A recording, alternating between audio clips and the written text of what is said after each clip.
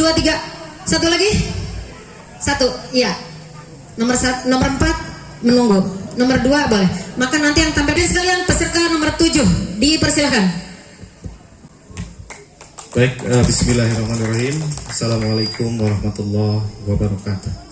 Lanjutkan pidato dari peserta nomor 3. Baik, assalamualaikum warahmatullahi wabarakatuh. Pidato peserta nomor 6. Baik, terima kasih kepada moderator dan Ibu moderator yang telah memberikan kesempatan waktunya. Jadi Bapak Ibu sekalian, memang kurikulum Merdeka itu berawal dari upaya pemerintah dalam menanggulangi learning loss pada masa. Nomor 2. Iya, dipersilakan. Bismillahirrahmanirrahim. Assalamualaikum warahmatullahi wabarakatuh. Waalaikumsalam. Berdiri, Pak. Baik, bismillahirrahmanirrahim. Assalamualaikum warahmatullahi wabarakatuh. Waalaikumsalam warahmatullahi wabarakatuh.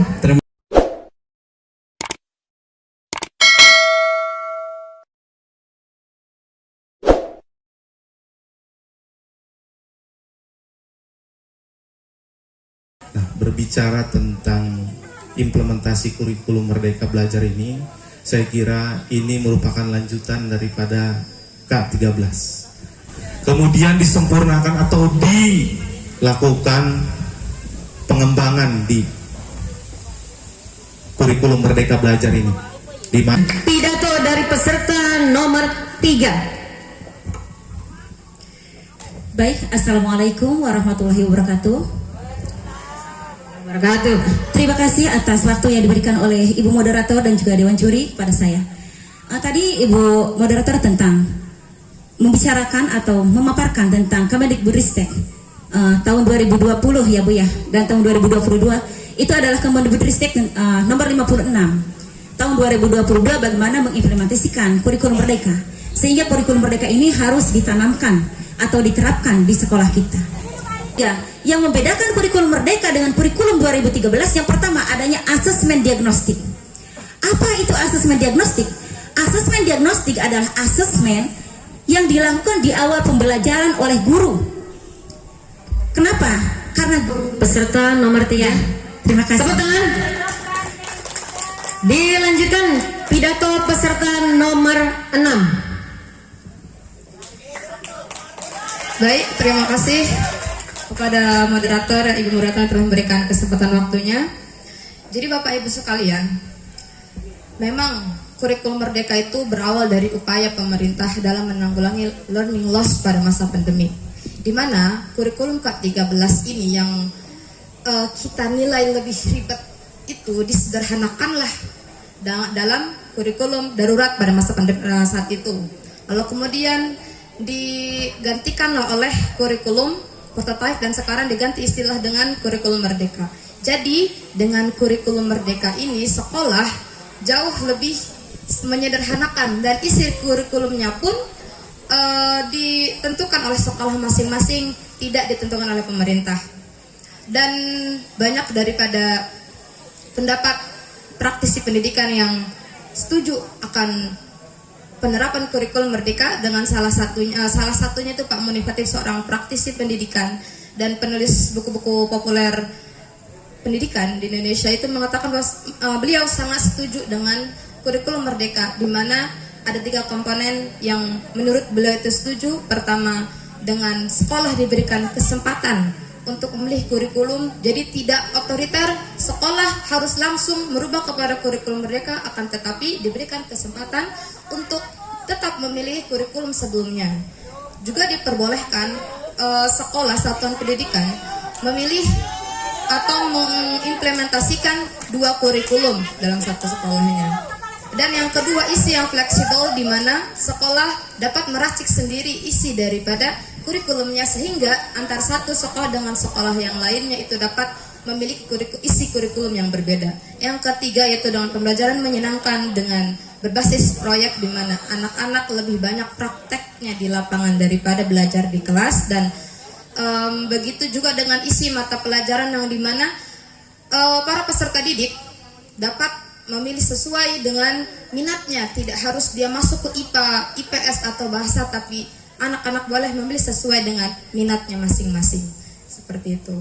Dan kemudian dalam asesmennya pun tidak terlalu akademik, tapi ada 3 asesmen, yaitu diagnostik, formulatif, dan asimulatif, di mana pertama guru dinilai mengidentifikasi kemampuan muridnya dan kemudian perkembangan daripada kemampuannya. Setelah itu tujuan pencapaian murid daripada kemampuannya itu. Terima kasih. Terima kasih. 2 menit 41 detik. Ya. Kita lanjutkan pembicara berikutnya. Pembicara nomor 5. Nomor 2. Iya, dipersilakan. Bismillahirrahmanirrahim. Assalamualaikum warahmatullahi wabarakatuh. Waalaikumsalam warahmatullahi wabarakatuh. Terima kasih kepada Ibu Moderator dan Bapak Dewan Juri. Perspektif saya tentang kurikulum Merdeka, saya sepakat dengan kurikulum ini. Kenapa saya sepakat? Kurikulum ini sangat ringkas. Dan pengalaman saya yang pernah mengajar di sekolah swasta, sebenarnya kurikulum Merdeka ini sudah kami terapkan sebagiannya. Jadi mungkin kalau di negeri kan harus ngikutin aturan dari pemerintah kurikulumnya gitu. Kalau di swasta kita bisa meracik kurikulum itu sehingga kita bisa melihat dan menyesuaikan dengan kondisi sekolah dan anak gitu. Nah, jadi ketika kurikulum ini ada, maka saya sangat menerima untuk model pengajarannya ya, karena ada satu ganjalan sebenarnya yang ada kaitannya dengan kurikulum Merdeka ini yang mungkin tidak saya bahas di sini ya. Yang saya akan bahas tentang masalah model pengajaran kurikulum Merdekanya itu sendiri. Pertama, dia lebih ringkas kurikulum Merdeka ini. Jadi misalkan ketika kita membahas satu tema, maka kita sebelum anak-anak menguasai tema itu, kita tidak harus berpindah ke tema yang lain gitu. Kemudian ketika kita menyampaikan tema itu, kita bisa tuntaskan dengan selebrasi di ujung pembelajaran atau puncak tema kita menyebutnya. Misalkan nih kalau untuk dan bagi umat Islam yang mengelola sekolah-sekolah Islam, terutama swasta ya, yang dia pengajarannya Islam, itu menguntungkan sebenarnya. Menguntungkannya apa? Kita bisa masukkan muatan-muatan nilai Islam itu di situ gitu. Misalkan ketika tema itu adalah tentang buah-buahan, misal kalau untuk TK ya, misalkan tentang buah-buahan, maka kita bisa menyambungkan buah-buahan yang ada di surga gitu. Kemudian kita menyampaikan tentang ayatnya apa gitu kan, tentang buah-buahan itu. Kemudian di puncak temanya kita bisa lomba fashion show gitu. Fashion show yang anak menggunakan kostum buah-buahan. Nah, itu bagi kami itu menguntungkan untuk sekolah swasta ya. Kemudian itu yang kedua, lebih merdeka juga ke gurunya. Jadi tidak harus ngejar tema dari dari 1 sampai sekian gitu.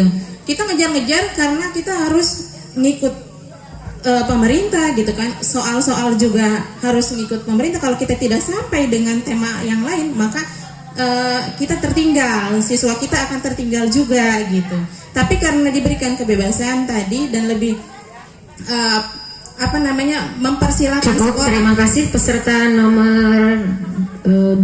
Terima kasih. Assalamualaikum warahmatullahi Wabarakatuh. 4. Berdiri Pak.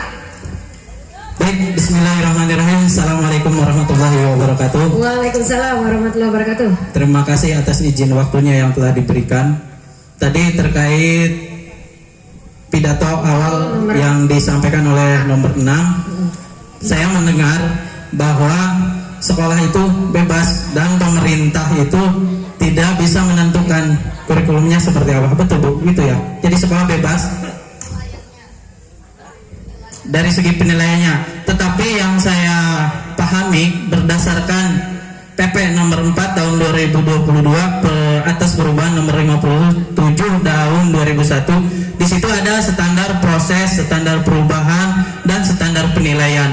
Jadi pemerintah itu tidak serta-merta lepas begitu saja. Kan di situ Bu, di dalam kurikulum 13 ada fasenya, ada siklusnya. Mungkin untuk SD siklusnya dari A sampai B, terus untuk SMP dari D sampai F, dan seterusnya sampai SMA. Jadi pemerintah itu sebenarnya sudah menentukan materi poinnya di standar proses di dalam kurikulum Merdeka berdasarkan PP yang tadi. Cuma untuk kelebihannya di kurikulum Merdeka itu disesuaikan sesuai dengan geografi sekolah. Tadi yang dikatakan oleh teman saya, kalau misalkan di pantai. Cukup. Terima kasih. Ya, Pak. Bapak peserta nomor 4 kepada peserta nomor 6 mengklarifikasi terkait penilaian. Nomor 6 silahkan boleh memberikan tambahannya, argumentasinya, dipersilakan. Baik, terima kasih atas tanggapannya nomor 4. Waktu-waktu 1 menit ya Bapak Ibu ya. Ya. Jadi maksud dari saya itu penilaian dari diagnosis, kan biasanya kita itu menilai dari suatu penilaian siswa itu dulu lebih kepada akademik, bagaimana dalam kelasnya, tapi ini lebih kepada bagaimana kemampuan dia. Dan dari segi penilaian seperti ANBK, UN yang dikatakan ANBK itu juga kan berubah, tidak seperti dulu lagi seperti itu. Terima kasih. Silakan peserta nomor 8 boleh menanggapi. 7 ya. Ini 7 ya. Oh, jangan ya. Ini yang menanggapi yang tadi tidak pidato dulu. Silakan peserta yang tadi tidak berpidato boleh.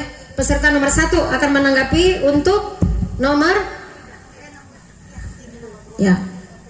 Nomor 1 untuk nomor 3. Tidak menanggapi nomor berapa Bu tadi? 6 ya? Tidak ya? Oke, nomor 1 ke nomor 3. Ya, Assalamualaikum warahmatullahi wabarakatuh. Assalamualaikum warahmatullahi wabarakatuh.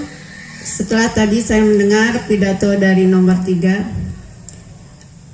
menyatakan bahwa perubahan kurikulum untuk learning loss itu karena apa namanya tadi, hanya dari pengembangan pembelajaran proses proyek ya, pembelajaran proyek saja. Sedangkan di struktur kurikulum Merdeka itu ada 3 karakteristik yang dilihat untuk perubahan kurikulum Merdeka. Nah, apa sih yang dilihat rancangan dan strategi apa di situ untuk perubahan kurikulum? Arahnya dari saat ini dan untuk yang akan datang. Terima kasih. Terima kasih.